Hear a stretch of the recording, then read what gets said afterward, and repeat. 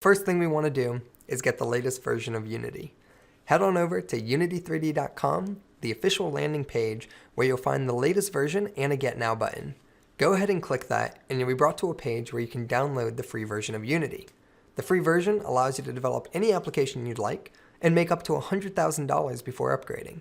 With the upgraded versions of Unity, you'll receive a few perks such as a professional dark theme skin, the ability to customize your splash screen, and full access to Unity Teams, a handful of services that can be used within your applications. Go ahead and select Try Personal. Confirm you're making under $100,000 a year and click on the green installer. When the exe is finished downloading, go ahead and click on it. It may ask to make changes to your computer. It's perfectly fine, hit yes, and we'll begin walking through the download assistant together. Before we continue, whether you're on a Mac or a PC, the installation process is fairly similar and you shouldn't encounter any problems. If you do, please post in the Udemy Q&A and I'll be happy to help you out. Another note between PC and Mac is that throughout this course, I'll be working in Visual Studios.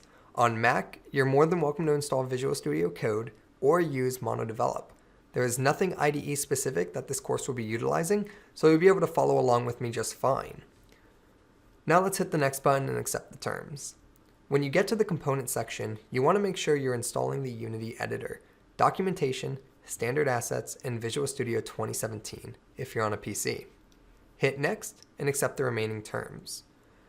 While that's installing, let's set up our Unity ID. Head back over to unity3d.com and you'll see in the top right corner an empty profile picture. Select it and let's create a Unity ID. Your Unity ID is your digital access card to the Unity ecosystem. With this, you'll be able to participate in the community forum boards, download assets from the asset store, and enable Unity services such as Unity Collaborate, which we'll be setting up in the coming videos. Click on Create a Unity ID and fill out the information. You'll receive a confirmation email. Open it and you're ready to go. Let Unity finish installing, and I'll see you in the next video.